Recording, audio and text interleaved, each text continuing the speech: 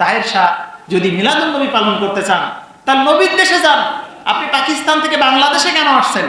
কারণ নবীর জন্ম কি বাংলাদেশে? না, বিশ্ব নবীর জন্ম সৌদি আরবে। আপনি মক্কায় যান। পাকিস্তান থেকে তো মক্কা আরো কাছে। অথবা আপনি আপনার দেশেই পালন করেন। আপনি বাংলাদেশে মিলাদুন নবী পালন করতে আসেন, তার উদ্দেশ্য হলো আপনার এখানে আসার কারণে কিছু পকেটে কিছু মাল সামানা ঢোকার ব্যবস্থা আছে, ঠিক কিনা বলেন?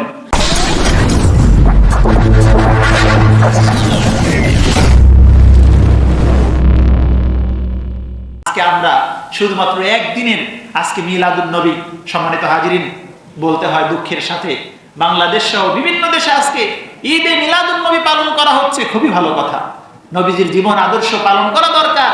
কিন্তু বিশ্ব নবীর জীবন আদর্শ পালন করতে গিয়ে অশ্লীলতা, বেহায়াপনা, সম্পদের অপচয়, এটি কখনো ইসলাম সমর্থন করে?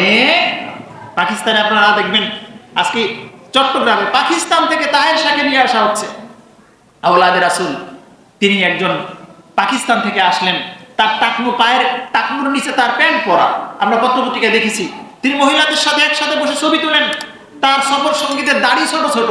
আবার তাকে নিয়ে রাস্তায় গাড়ির মধ্যে শোডাউন করা হচ্ছে, জশ্নে জুলুসের মিছিল করা হচ্ছে, সেখানে তার গাড়িকে ফুল দিয়ে কবর দিয়ে মতো করা হচ্ছে। কি আশ্চর্য ব্যাপার!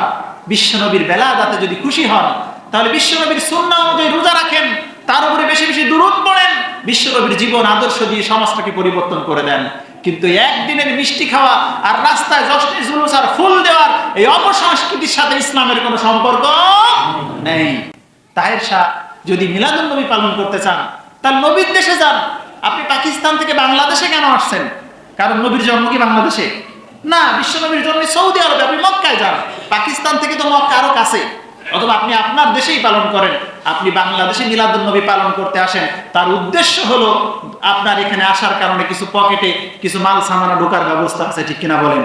সম্মানিত হাজিরিন, আমরা কটাক্ষ করছি না, আমরা বোঝাতে চাই রাসূল আকরাম সাল্লাল্লাহু আলাইহি সাল্লামের শুধু জন্ম কেন্দ্রিক খুশি হওয়া, এটাকে ঈদ বানানো।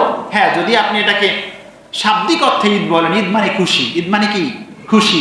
বিশ্বনবীর আগমনের খুশির থেকে বড় কোনো খুশি পৃথিবীতে হতে পারে না।